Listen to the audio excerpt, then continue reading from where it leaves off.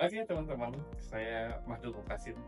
Saya tuh punya kebiasaan jika mau on the way gitu jauh misalnya, lebih dari 10 kilometer, saya tuh biasanya nyusun playlist di YouTube gitu. Ya, video-video edukasi, entah itu edukasi tentang ekonomi, bisnis, sosial, bahkan ceramah ustadz gitu. Nah, jadi bisa sambil jalan tuh bisa sambil dengerin konten-konten edukasi. Nah, satu hari tuh saya dengar satu konten dari Remotion yang judul TikTok sangat berbahaya.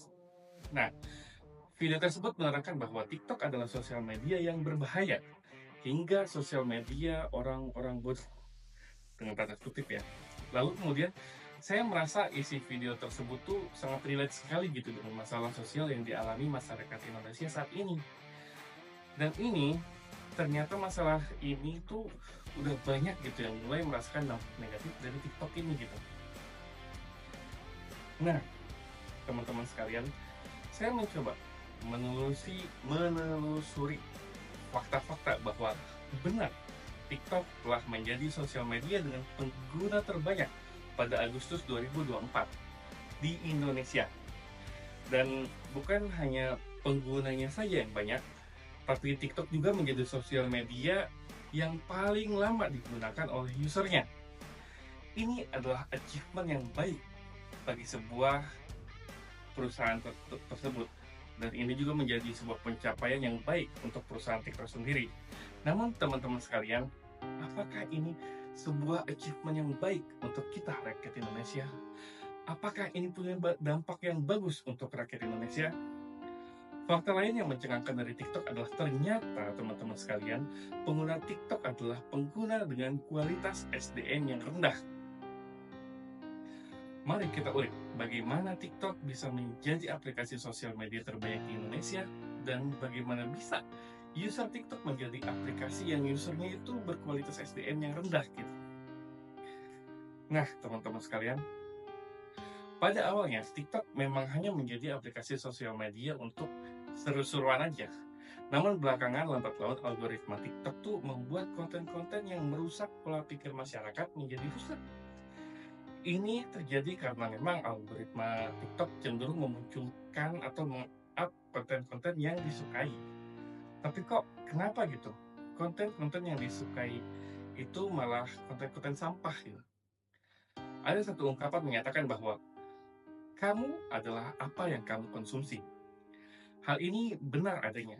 Jika kita banyak sekali mengkonsumsi makanan yang tak sehat, misalnya seperti makanan sampah gitu, atau biasa dikenal dengan junk food, atau kita terlalu banyak minum yang manis, minum alkohol dan lain sebagainya, itu tuh pasti akan memberikan dampak buruk kepada tubuh kita.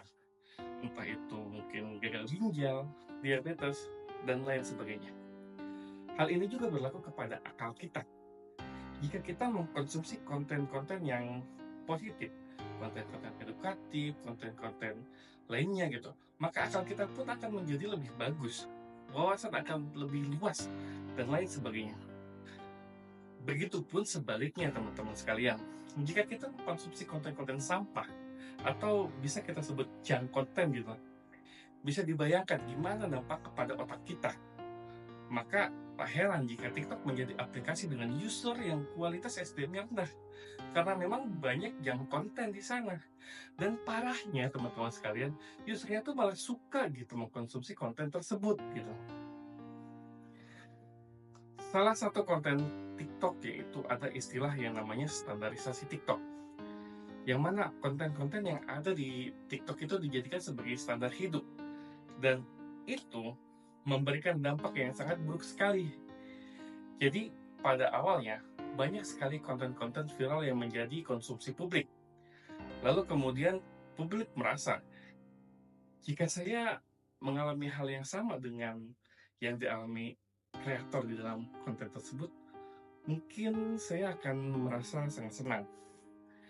Nah, ini yang membuat publik beranggapan bahwa hidup itu akan lebih indah jika berdasarkan konten TikTok. Hal ini nih yang menjadi munculnya fenomena standarisasi TikTok. Bahkan sudah banyak sekali rumah tangga yang cerai gara-gara efek standarisasi TikTok ini. Gara-gara menjadikan TikTok sebagai standar hidup.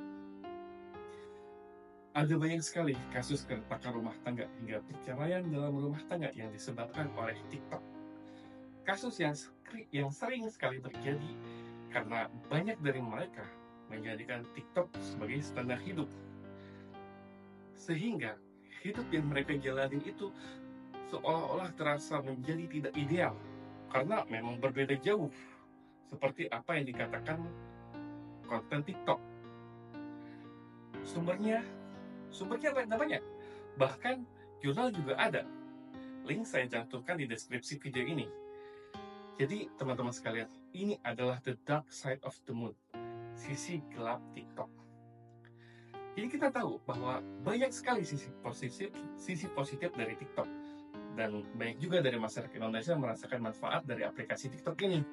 Mulai dari bisnisnya yang meningkat melalui TikTok Shop, mulai juga banyak muncul talent di live TikTok, dan masih banyak lagi.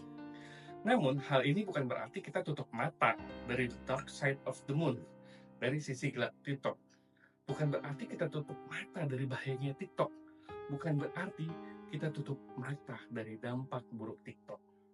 TikTok itu seperti pedang bermata dua. Satu sisi dia bermanfaat dan satu sisi lagi dia bisa melukai kita. Jadi gimana caranya agar kita tidak terluka oleh pedang tersebut? Kita bisa aja meningkatkan dengan menambah literasi bacaan buku kita, bahkan meningkatkan literasi digital kita, dan mengisi waktu luang dengan hal-hal yang lebih produktif ketimbang waste time scroll sosmed gitu, dan lain sebagainya. Jadi sebagai penutup terakhir yang saya ingin katakan adalah satu quotes dari salah seorang netizen. Dia bilang seperti ini: orang pintar merenung, sedangkan orang bodoh tersinggung.